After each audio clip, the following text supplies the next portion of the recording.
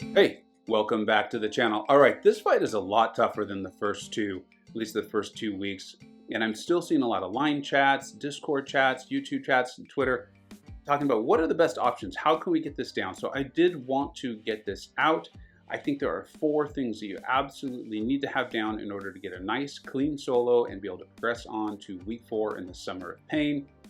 I hope this is helpful. I think it will be. If you're watching this, you're obviously looking for this sort of knowledge. Now, 1, this fight, more than the other 2 so far, is dependent on your reflexes and responding to what the defender does. It's made particularly more difficult because Mysterio is such a quirky AI with his willingness to throw his heavies in rapid succession and with the quickness with which he can get them off.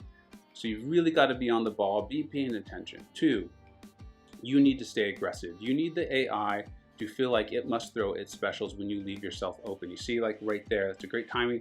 He eventually did, but I've been aggressive throughout this fight. The other reason it's important is because if you stay aggressive, hitting into his block, hitting into him, you're less likely to get pushed into your corner and then really have problems with Mysterio going heavy on you. 3, you've got to have the SP1 evade down. That's been the real problem for a lot of folks, right? But go ahead and use this. You don't need to use items to back out and go right back in. It doesn't cost energy. You don't need to revive. Just keep working on it. You'll eventually get it. And the cool thing is afterwards, you'll be much better at fighting Mysterio. 4, you've got to stay close. And you're going to see that throughout the fight. Now that I have finally thrown my SP2 and I have, I believe it's the Toxic Aura up, you just saw it right there.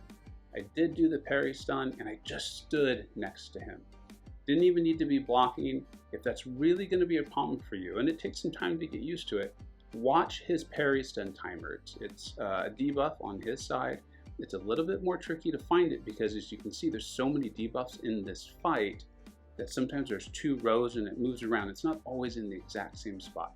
But you can find it and keep your eye on it, and then you'll find yourself really getting used to when do I need to press block, and that's super helpful.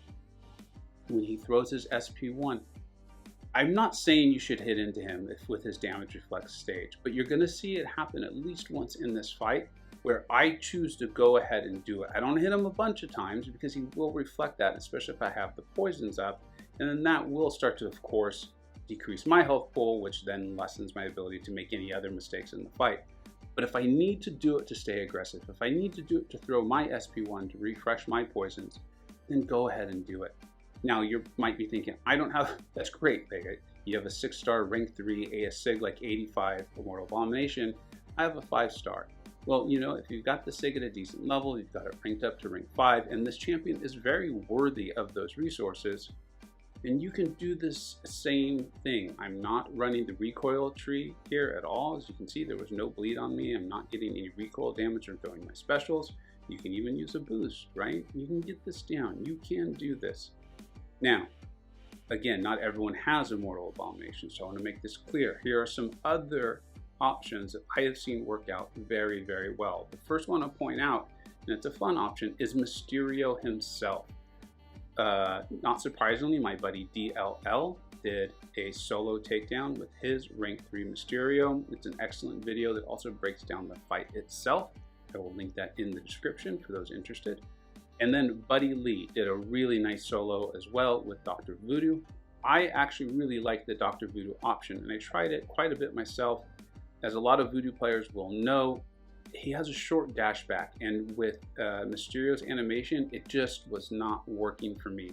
But Dr. Voodoo's ability to really just apply that elongated poison, I found to be very, very helpful. But I have the rank 3 6-star Immortal Abomination, so I like this. I think you probably know the fight strategy as far as using Immortal Abomination, but if you don't, you're going to want to start off with those SP1s. You're going to want to bait Mysterio's SP1. Once you get your poisons up through your SP1s, whether that's just 1 SP1 or 2 SP1s, you will eventually throw your SP2, and then you're just going to repeat that process of throwing your SP1s. If you're like me, you know, you're going to play really aggressive. Mysterio's going to be throwing his SP1s. You're going to parry stun, let your poisons continue to build up, and then when you're able to, you will throw your SP1 to refresh the poisons, and you never have to go back to the SP2. But if you do have to do that, don't worry about it. Just reset the fight and you'll be fine. Thank you so much for watching. Good luck out there, and see you next week.